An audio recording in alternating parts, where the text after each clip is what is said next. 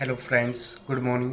आज की इस वीडियो में हम डिस्कस कर रहे हैं कि जो भी एक्सपोर्टर हैं वो विदाउट पेमेंट ऑफ जीएसटी के अगर एक्सपोर्ट करते हैं तो उन्हें एक फॉर्म फाइल करना होता है, डिक्लेरेशन देनी होती है जीएसटी पोर्टल के ऊपर, जिसे एलओटी बोलते हैं। एलओटी की फुल फॉर्म होती है लेटर ऑफ अंडरटेकिंग।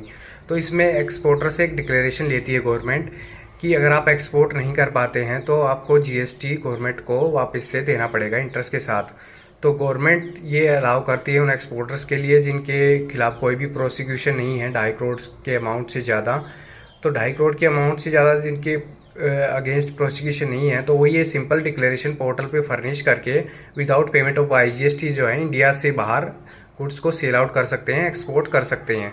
तो ये जो डिक्लेरेशन है वो एनुअली बेसिस पे मैंडेटरी है। अगर आपने फाइनेंशियल ईयर 25-26 के लिए एलओटी डिक्लेरेशन ले रखी थी और एक्सपोर्ट कर रहे थे, लेकिन अगर आपको फाइनेंशियल ईयर 2026-27 से एक्सपोर्ट को without payment of IGST continue करना है तो आपको एक नई एलओटी फर्निश करनी होगी जीएसटी पोर्टल पे।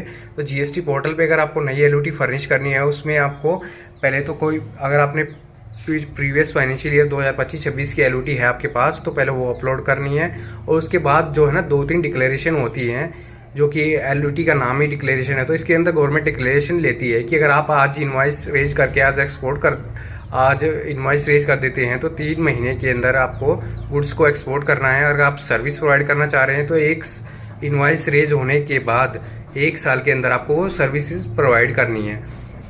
दूसरा कंडीशन ये है कि अगर आपने एक्सपोर्ट कर दिया तो उसकी जो है फॉरेन करेंसी भी आपको एज पर फेमा रेगुलेशन आपको फॉरेन करेंसी की रिसिप्ट हो जानी चाहिए। तो इस तरीके से आप जो है ना फाइनेंशियल 2026-27 के लिए एलओटी अपनी अप्लाई कर सकते हैं, जिसकी लास्ट डेट 31 मार्च 2026 है। अगर आप 1 अप्रैल से एक्सपोर्ट करना चाहते हैं या फिर आपका जो भी पहला एक्सपोर्ट होगा 2026-27 का, उससे पहले आप एलओटी को फर्निश करके अपने कंप्लायंस कंटिन्यू कर सकते हैं। Thanks for watching.